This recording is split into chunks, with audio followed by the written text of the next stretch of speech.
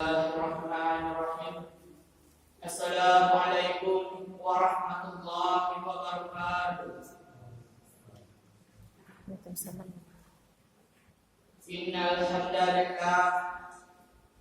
hamdalillah nahmaduhu wa nasta'inuhu wa nastaghfiruh wa na'udzu billahi min shururi anfusina wa min sayyiati a'malina. May yahdihillahu fala mudilla lahu wa may yudlil fala hadiya lahu. Asyhadu an la ilaha illallah wahdahu la syarika lahu wa asyhadu anna Muhammadan abduhu wa rasuluh. Allahumma shalli ala sayyidina Muhammad wa ala alihi wa sahbihi wa man tabi'ahum bi ihsan ila yaumiddin. Usikum bi nafsi wa iyyakum bi taqwa wa qala tasawwur. Qala Allah ta'ala fil Qur'anil Karim, a'udzu billahi minasy syaithanir rajim. Bismillahirrahmanirrahim. Ya ayyuhalladzina amanu taqullaha haqqa tuqatih wa la tamutunna illa wa antum muslimun. Shadaqallahul azim. Bersyukur kita ucapkan kepada Allah dengan mengucapkan kalimat alhamdulillahirabbil alamin. Allahumma shalli ala sayyidina Muhammad wa ala ali sayyidina Muhammad. Semoga selalu tercurahkan rahmat baginda Nabi Muhammad sallallahu alaihi wasallam.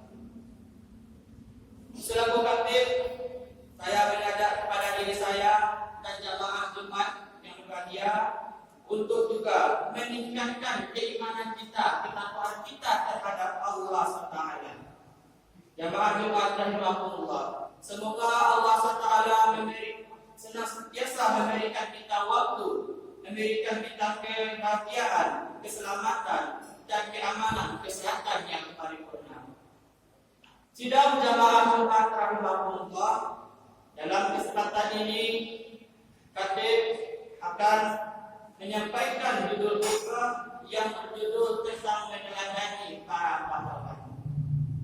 Hadirin jamaah Jumat rahimahullah, meneladani para pahlawan kita yang telah memerdekakan negeri kita ini sehingga tidak ada lagi kekerasan, kejahatan, pembantaian dan penindasan terhadap rakyat kecil maupun pemerintahan maupun kaum ulama. Hadirin jamaah Jumat yang berbahagia, coba kita renungkan secara bersama bagaimana nenek moyang kita dahulu, pahlawan kita dulu yang terlibat dalam memerdekakan negeri kita ini.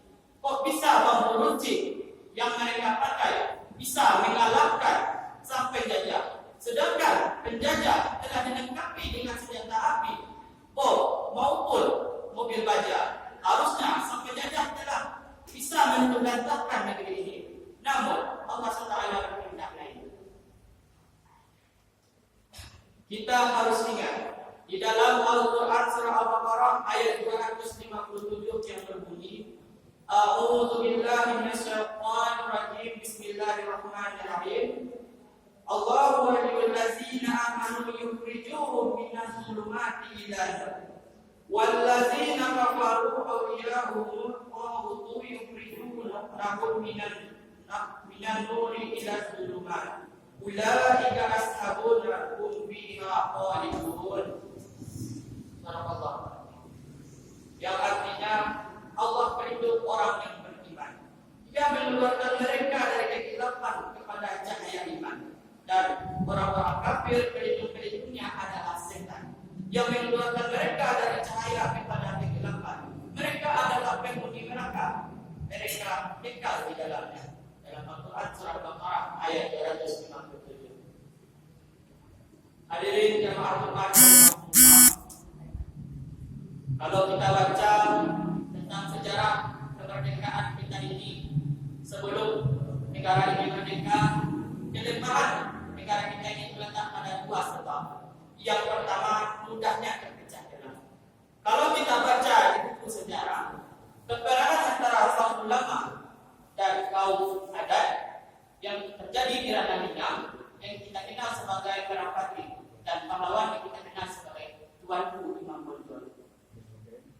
Yang kedua, penyebab kelemahan negeri kita sebelum merdeka yaitu mudahnya terkena hasutan oleh orang kafir. Kita bisa baca, kalau kita membaca buku sejarah, kebanyakan kerajaan-kerajaan di Nusantara pada zaman itu mudah terpecah, mudah diadu domba, sehingga mudahnya penjajah masuk dan menginvasi daerah tersebut. Nah, oleh sebab itu jemaah Jumat yang dirahmati oleh Allah. Oleh sebab itu kita dapat mengambil kesimpulan dari diri kita masing-masing bahwa kita terpecah belah asal urusan sesama manusia. Kita hanya mendengar hasutan orang lain. Kita bisa terpecah belah, tidak ada tegur sapa, dan mudah-mudahan kita dijajah kembali. Hadirin jamaah Jumat rahimahullah. Allah SWT telah banyak berbagi kenikmatan kepada kita. Salah satunya memberikan udara yang segar di negeri yang merdeka ini. Kalau kita hidup di negeri yang